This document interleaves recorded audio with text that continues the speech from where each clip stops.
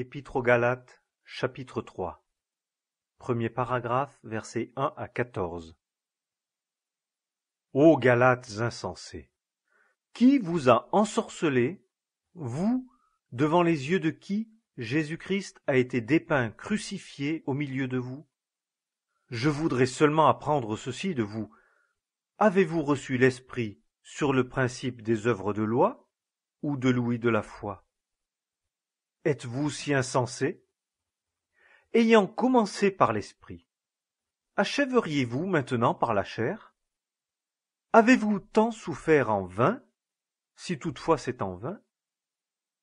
Celui donc qui vous fournit l'Esprit et qui opère des miracles au milieu de vous, le fait-il sur le principe des œuvres de loi ou de l'ouïe de la foi? Comme Abraham a cru Dieu, et cela lui fut compté à justice.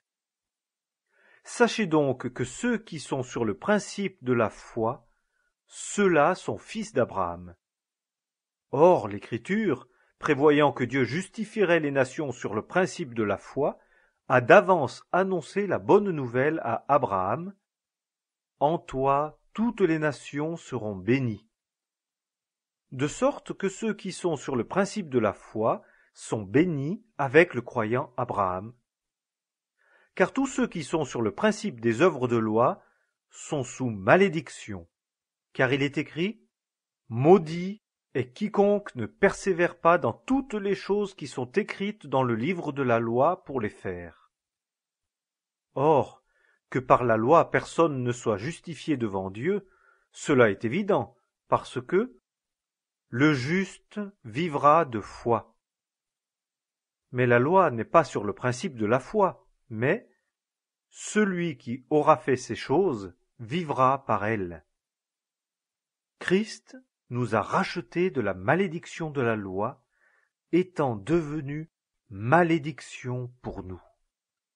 Car il est écrit « Maudit est quiconque est pendu au bois », afin que la bénédiction d'Abraham parvînt aux nations dans le Christ Jésus, afin que nous reçussions par la foi l'Esprit promis. Deuxième paragraphe, versets 15 à 17. Frères, je parle selon l'homme. Personne n'annule une alliance qui est confirmée, même celle d'un homme, ni n'y ajoute. Or c'est à Abraham que les promesses ont été faites, et à sa semence. Il ne dit pas « et aux semences », comme parlant de plusieurs, mais comme parlant d'un seul, et à ta semence, qui est Christ.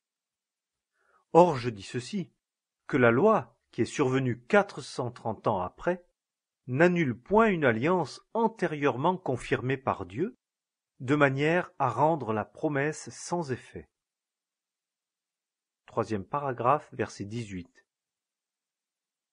Car si l'héritage est sur le principe de la loi, il n'est plus sur le principe de promesse, mais Dieu a fait le don à Abraham par promesse.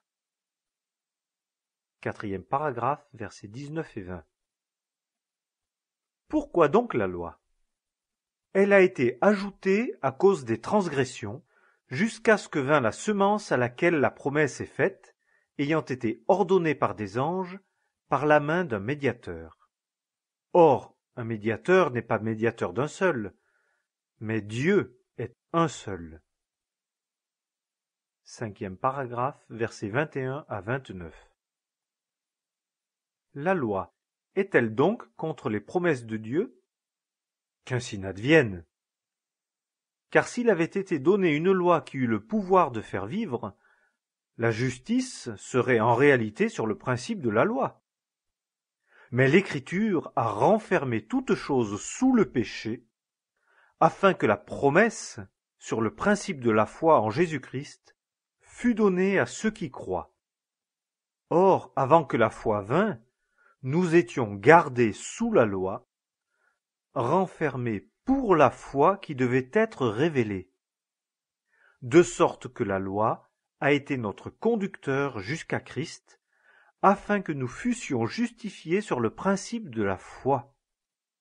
Mais la foi étant venue, nous ne sommes plus sous un conducteur, car vous êtes tous fils de Dieu par la foi dans le Christ Jésus. Car vous tous qui avez été baptisés pour Christ, vous avez revêtu Christ. Il n'y a ni juif ni grec, il n'y a ni esclave ni homme libre, il n'y a ni mâle ni femelle, car vous tous, vous êtes un dans le Christ Jésus. Or, si vous êtes de Christ, vous êtes donc la semence d'Abraham, héritier selon la promesse. Épître aux Galates,